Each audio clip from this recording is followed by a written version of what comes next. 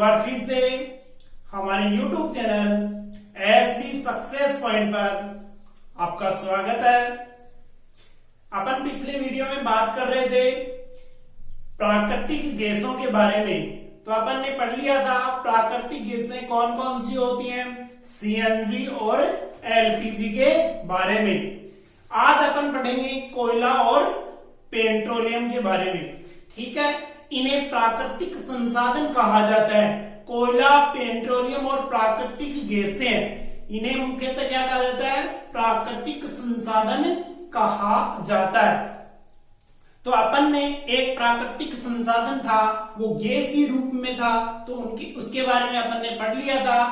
आज अपन बात करेंगे कोयला और पेट्रोलियम। सबसे पहले अपन प्राकृतिक संसाधन के बारे में जानने का प्रयास करेंगे कि प्राकृतिक संसाधन क्या होते हैं। प्राकृतिक संसाधन, देखिए प्राकृतिक संसाधन, संसाधन का मतलब क्या होता है? जो भी मनुष्य होता है वो अपनी आवश्यकताओं की पूर्ति के लिए जो भी वस्तुएं काम में आती हैं वो क्या कहलाती हैं? संसाधन कहलाती हैं। और प्राकृतिक संसाधन क्या होगा कि वे संसाधन जो प्रकृति से प्राप्त होते हैं या प्रकृति में उपलब्ध होते हैं, प्राकृतिक संसाधन कहलाते हैं। ये तो सामान्यतः इसकी क्या हो गई? डेफिनेशन हो गई। अब अपन बात करेंगे प्राकृतिक संसाधन कितने प्रकार के होते हैं। तो देखो, इनकी मात्रा के आधार पर प्राकृतिक संसाधन है वो दो प्रकार के होते हैं। कौन कौन से होते हैं? देखिए, अगर इनकी मात्रा असीमित पाई जाती है, यानी प्रकृति में अपन क्या पढ़ रहे हैं? प्राकृतिक संसाधन, यानी प्रकृति में इनकी मात्रा असीमित मात्रा में पाई जाती है, तो क्या कहलाएंगे? अक्षय प्राकृतिक संसाधन। क्या कहलाएंगे? अक्षय प्राकृतिक संसाधन कहलाएंगे।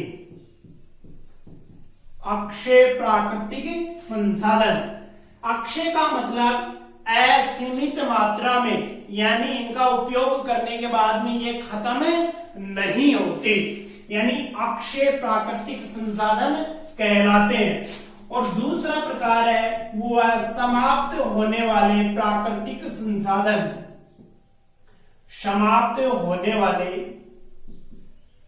प्राकृतिक संसाधन,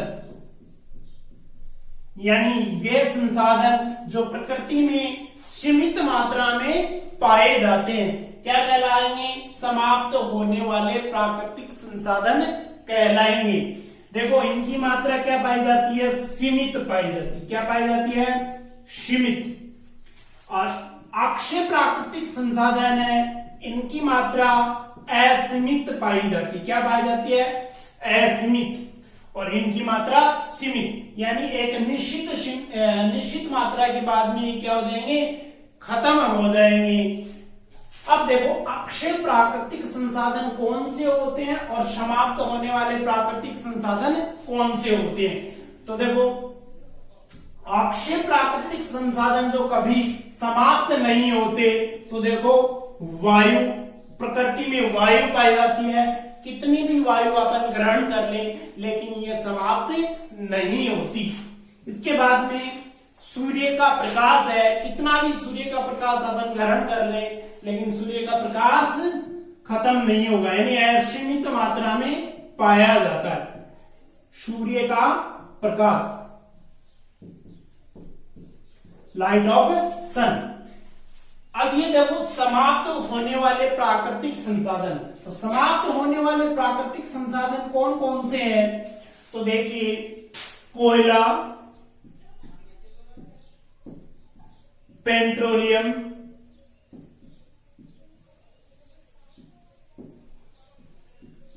प्राकृतिक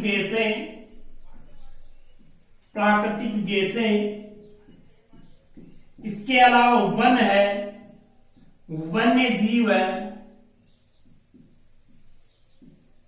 यानी कहने का मतलब जो सीमित मात्रा में पाए जाएंगे वो क्या होंगे? समाप्त होने वाले प्राकृतिक संसाधन। जिससे कोयला एक निश्चित मात्रा पाई जाती है, यानी अपन इनका दोहन करेंगे तो ये एक समय पे खत्म हो जाएंगे।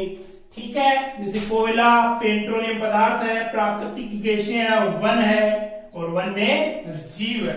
तो इनमें अपन को पढ़ना है कि समाप्त होने वाले प्राकृतिक संसाधन में कोयला, पेट्रोलियम और प्राकृतिक गैसें। और प्राकृतिक गैसों के बारे में अपन ने पिछले वीडियो में पढ़ लिया है और आज अपन पढ़ेंगे कोयला और पेट्रोलियम के बारे में।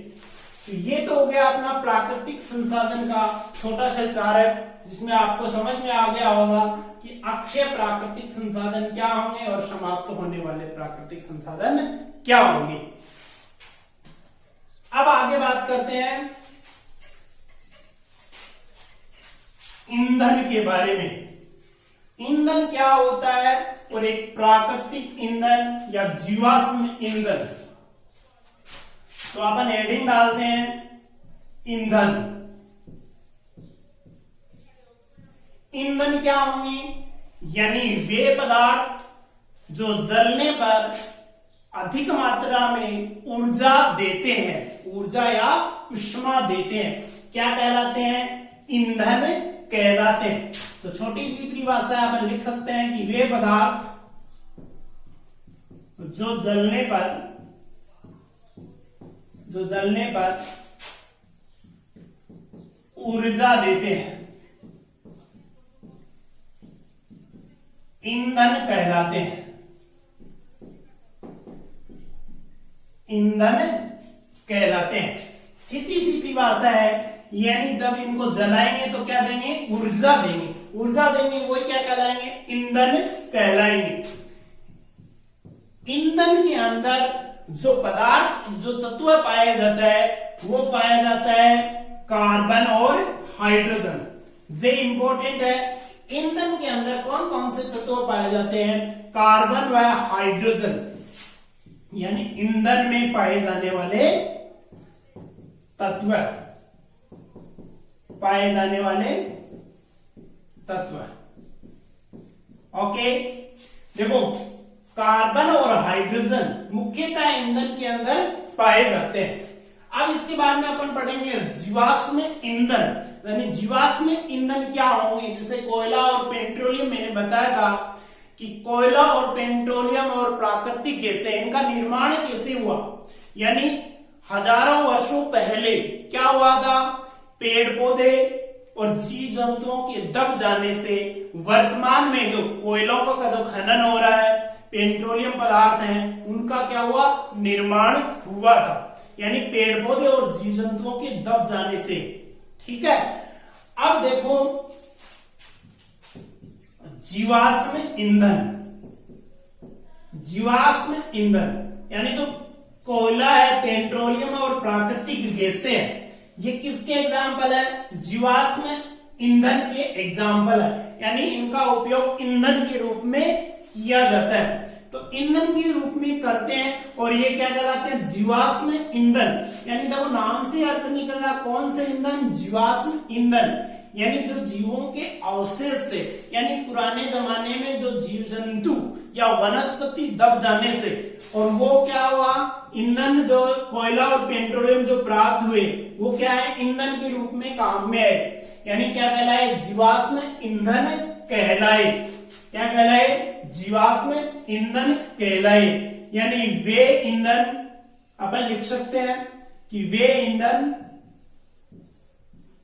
जो मृत अवशेषों से प्राप्त होते हैं, मृत अवशेषों से प्राप्त होते हैं, क्या कहलाते हैं, जीवाश्म ईंधन कहलाते हैं। जैसे कोयला, पेट्रोलियम, प्राकृतिक गैसें। तो एग्जाम्पल के अंदर क्या लिख सकते हैं, कोयला, पेट्रोलियम और प्राकृतिक गैसें। ओके, यानी जीवाश्म ईंधन होते हैं कोयला, पेट्रोलियम और प्राकृतिक गैसें।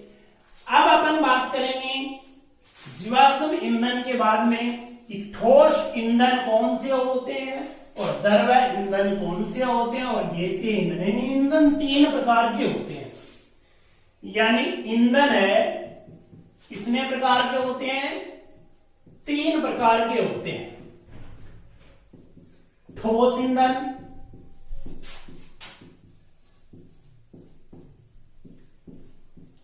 द्रव ईंधन और गैसीय ईंधन। और गैसीय ईंधन ठोस ईंधन के रूप में 2 काम में आते हैं, कोयला है और लकड़ी। क्या है? कोयला और लकड़ी। अपन को क्या याद रखना है? कोयला, क्योंकि अपन जो सिलेबस में, रीट के सिलेबस में ये दे रखा कोयला, पेट्रोलियम और प्राकृतिक गैसें। तो ठोस ईंधन के रूप में क्या पढ़ेंगे अपन? कोयला। द्रव ईंधन के रूप में अपन क्या पढ़ेंगे? पेट्रोलियम। जो पेट्रोलियम पदार्थ होते हैं जैसे पेट्रोल है, डीजल है, इस तरीके से जैसे केरोसिन है। और गैसीय ईंधन, गैसीय ईंधन के अंदर अपन पढ़ते हैं प्राकृतिक गैसें हैं, भाप अम्लकार गैसें हैं, इस तरीके से। ठीक है, अपन यही है कोयला, पेट्रोलियम और गैसें। तो ठोस ईंधन कोयला, द्रव ईंधन पेट्रोलियम और गैसीय ईंधन प्राकृतिक गैसें। सबसे पहले अपन बात करेंगे ठोस ईंधन की, यानी किसकी बात करेंगे? कोयले की। तो हेडिंग डालते हैं अपन ठोस ईंधन।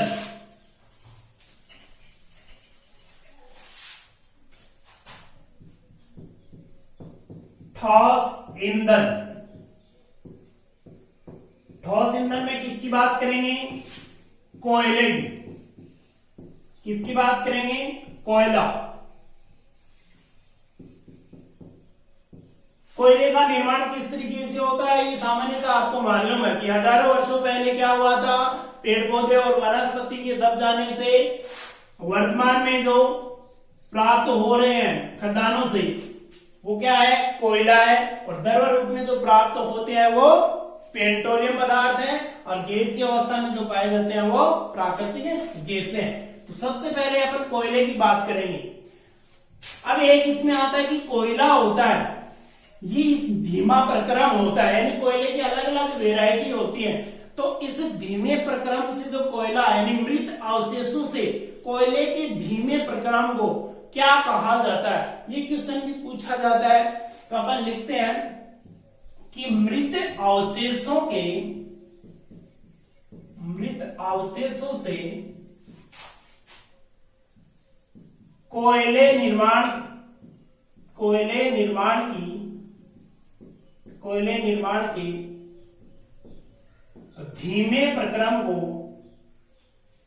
धीमे प्रक्रम को कार्बनीकरण कहते हैं। क्या कहते हैं? कार्बनीकरण कहते हैं। यानी मृत अवशेषों से कोयले निर्माण के धीमे प्रक्रम को क्या कहेंगे? कार्बनीकरण कहेंगे। अब देखो, कार्बनीकरण के आधार पर ही कोयले को 4 भागों में बांटा गया है। यानी कोयले का निर्माण 4 तरीके से होता है। सबसे पहले पिट, उसके बाद में निर्माण होता है लिग्नाइट का, उसके बाद में बिटुमेन्स का और उसके बाद में एंथ्रेसाइट का। तो देखो, कोयला 4 प्रकार का होता है। कोयला 4 प्रकार का होता है। किसके आधार पर होता है? कार्बन की प्रतिशत मात्रा के आधार पर। यानी कार्बन की प्रतिशत मात्रा के आधार पर कोयला 4 प्रकार का होता है। देखो, सबसे पहले पिट का निर्माण हुआ, दूसरे नंबर पर निर्माण हुआ लिग्नाइट का, कॉन्सिनाइट, लिग्नाइट, उसके बाद में बिटुमेन्स और उसके बाद में एंथ्रेसाइट।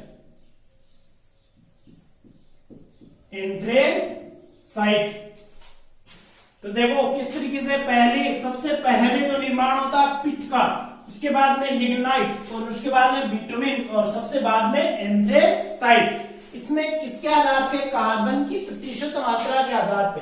देखो पिट कोयला है, यहां इसके जस्ट नीचे लिख देता हूं, कार्बन की प्रतिशत मात्रा कितनी पाई जाती है? 60% पाई जाती है। लिग्नाइट में कितनी पाई जाती है? 67% पाई जाती है, 67%। और बिटुमिन्स के अंदर पाई जाती है 80 से 87 या 80 से 85% पाई जाती है।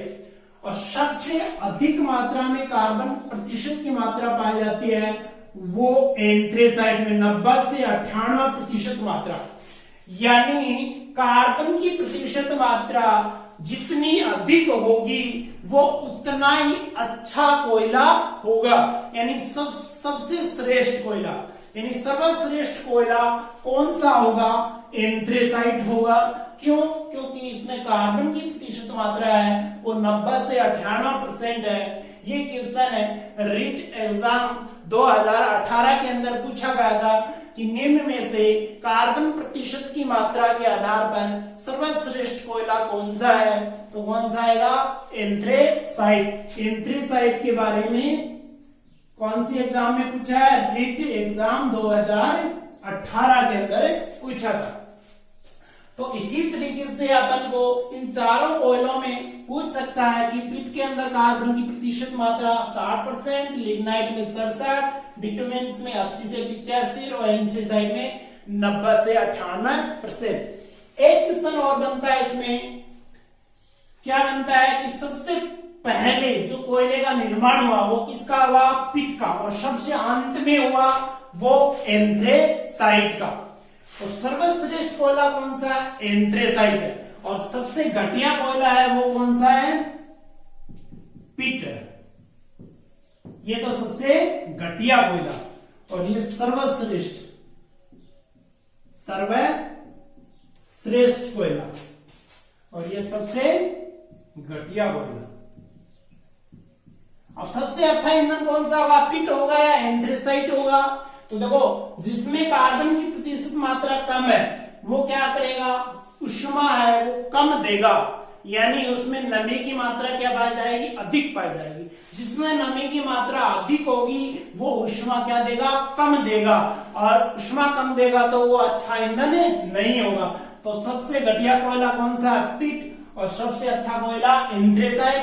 एंथ्रेसाइट में ऊष्मा की मात्रा क्या होती है? सबसे अधिक। और नमी क्या होती है? सबसे कम होती है। ये तो हुआ कोयले के प्रकार। अब अपन बात करेंगे कि कोयले को जलाने पर कौन कौन से पदार्थ प्राप्त होते हैं, यानी उद्योगों के अंदर जब कोयले को जलाते हैं तो कौन कौन से पदार्थ प्राप्त होते हैं। कोयले को जलाने पर औद्योगिक क्षेत्रों में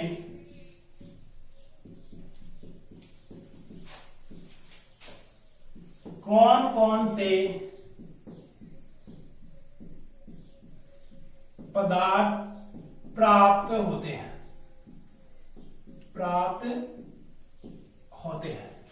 तो इसमें 3 पदार्थ प्राप्त होते हैं। पहला है कोक, दूसरा है कोलतार और तीसरा है कोयला गैस। तीसरा है कोयला गैस।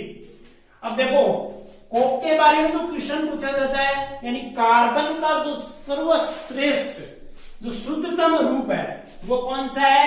कोक है। तो अपन लिख सकते हैं कोक के बारे में कि कार्बन का सबसे शुद्धतम रूप, कार्बन का सबसे शुद्धतम रूप क्या है? कोक। कोलतार होता है काला गाढ़ा द्रव्य पदार्थ होता है। क्या होता है? कोलतार होता है वो काला गाढ़ा द्रव्य होता है, काला गाढ़ा द्रव्य होता है। ठीक है। इसका उपयोग किसमें करते हैं? सड़क निर्माण में इसका उपयोग किया जाता है। ठीक है। ये क्वेश्चन पूछा जाता है कि सड़क निर्माण में किसका उपयोग करते हैं? कोलतार का करते हैं। कि सड़क निर्माण में उपयोग, लेकिन वर्तमान में जो सड़क निर्माण का जो उपयोग है वो किसके द्वारा होता है? बिटुमिन्स के द्वारा होता है। तो ये याद रखना कि वर्तमान में सड़क निर्माण में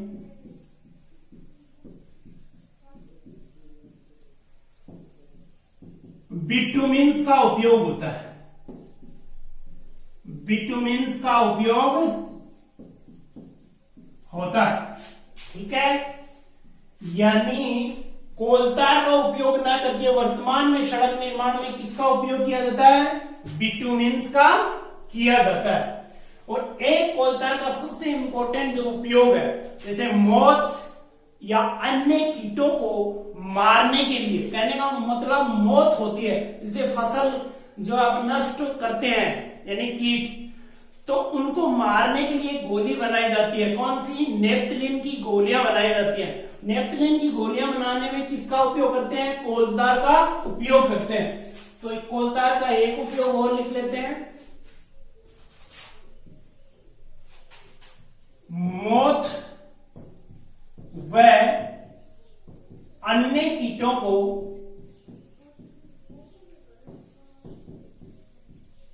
मारने के लिए नेप्थलीन की गोलियां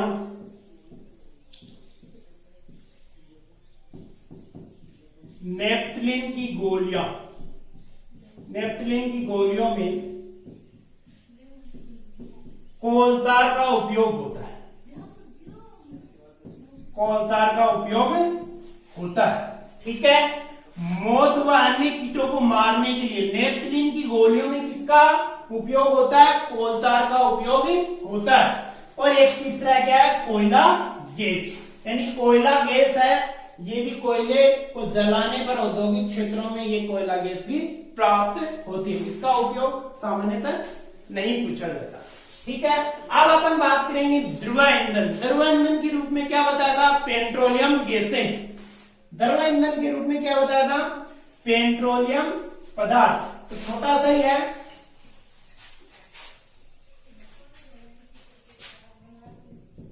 ध्रुव ईंधन। ध्रुव ईंधन के रूप में अपन पढ़ेंगे पेट्रोलियम पदार्थ को। किसको पढ़ेंगे? पेट्रोलियम पदार्थ को। पेट्रोलियम पदार्थ में क्या पूछा जाता है? देखो, पेट्रोलियम पदार्थ जिसे अपन खदानों से यानी खनिज के रूप में ध्रुव ईंधन को जब प्राप्त करेंगे तो उसे क्या कहेंगे?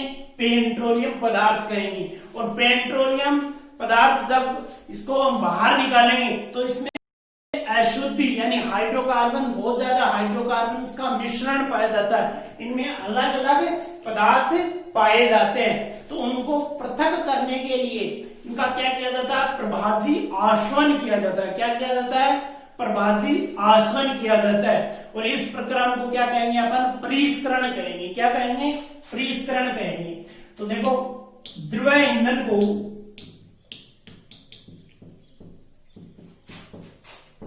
खनिज के रूप में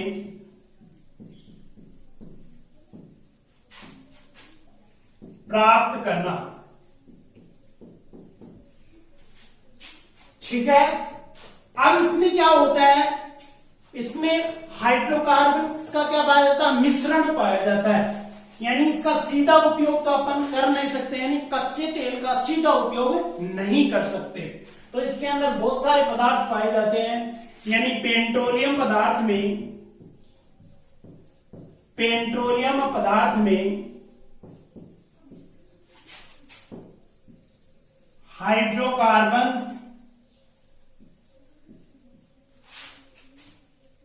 हाइड्रोकार्बन्स के मिश्रण पाए जाते हैं।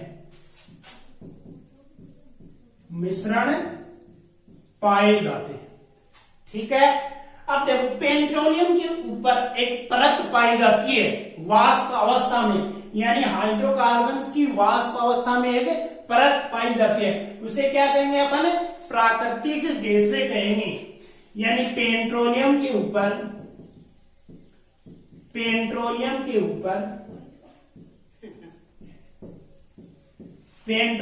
ऊपर हाइड्रोकार्बन की वाष्प अवस्था में एक परत पाई जाती है, एक परत पाई जाती है, जिसे क्या कहेंगे, प्राकृतिक गैसें कहेंगे। क्या कहेंगे, प्राकृतिक गैसें कहते हैं, प्राकृतिक गैसें कहते हैं। यानी पेट्रोलियम के ऊपर हाइड्रोकार्बन की वाष्प अवस्था में जो है परत पाई जाती है वो क्या कहलाती है, प्राकृतिक गैसें कहलाती है। अब पेट्रोलियम पदार्थ के उपयोग क्या क्या है, 2-3 उपयोग है वो पढ़ लेते हैं। जिससे पेट्रोलियम पदार्थ से जिससे क्या प्राप्त होता है, केरोसिन प्राप्त होता है। क्या प्राप्त होता है, केरोसिन। एक होता है पेट्रोल, एक होता है डीजल और एक होता है पेट्रोलियम ईथर, पेट्रोलियम ईथर और एक होता है पैराफिन मोम, पैराफिन मोम। यानी इनका क्या पूछ सकते हैं, उपयोग पूछ सकते हैं। तो देखो केरोसिन का उपयोग होता है, वो सामान्यतः अपन को पता है कि ईंधन के रूप में किया जाता है। और एक क्या किया जाता है, जेट वायु वाहनों में, जेट वायु वाहनों में ईंधन के रूप में। पेट्रोल का उपयोग किसमें करते हैं, ईंधन के रूप में करते हैं। किसमें करते हैं, ईंधन के रूप में करते हैं। पेट्रोल का दूसरा नाम क्या बोलते हैं, गैसोलीन। क्या बोलते हैं, गैसोलीन। और डीजल का उपयोग किसमें करते हैं, ये जितनी भी बाहरी वाहन होती हैं, यानी बाहरी वाहनों में ईंधन के रूप में। और एक होता है जो विद्युत जनित्र होता है, और विद्युत जनित्र में भी इसका ईंधन के रूप में उपयोग करते हैं। एक होता है पेट्रोलियम ईथर। पेट्रोलियम ईथर का उपयोग किसमें करते हैं, ड्राई क्लीन में। किसमें करते हैं, ड्राई क्लीन में। एक होता है पैराफिन मोम, यानी इसका उपयोग किसमें करेंगे, मोमबत्ती में। किसमें करेंगे, मोमबत्ती में। यानी जो ये बताया kerosene, petrol, diesel, petroleum ether और पैराफिन, इसमें अपन को क्वेश्चन पूछ लेते हैं। साधारण से इनका ही क्वेश्चन पूछा जाता है। ठीक है, जो भी मैंने आज कोयला और पेट्रोलियम के बारे में पढ़ा है आसानी से समझ में आ गया होगा। धन्यवाद।